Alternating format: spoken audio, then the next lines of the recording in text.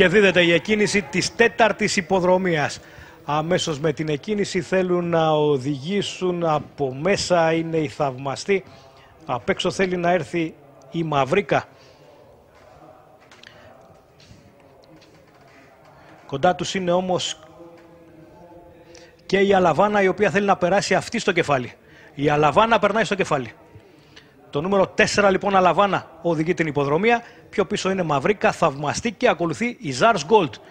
Ακόμη πιο πίσω η Ντσιζιλάχ, Καέντε, στην τελευταία θέση η Τζενταλόλη. Στο ύψος των 800 μέτρων η Αλαβάνα οδηγεί την υποδρομία. Η Μαυρίκα, η Θαυμαστή και η Ζάρς Γκολτ που περνάει στην τρίτη θέση. Πιο πίσω Τζενταλόλη. Περάσαμε και τα 600 με την Αλαβάνα να οδηγεί την υποδρομία. Η Μαυρίκα ετοιμάζεται να της επιτεθεί λίγο πριν από την είσοδο στην ευθεία. Αλαβάνα και Μαυρίκα, κοντά η Ζάρς Γκολτ. Η Μαυρίκα με την είσοδο στην ευθεία θέλει να προηγηθεί, έρχεται πολύ δυνατά όμως και η Ζάρς Γκολτ.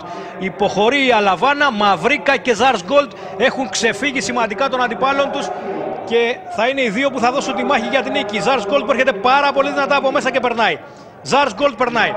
Ζάρς Γκολτ θα φτάσει στη νίκη.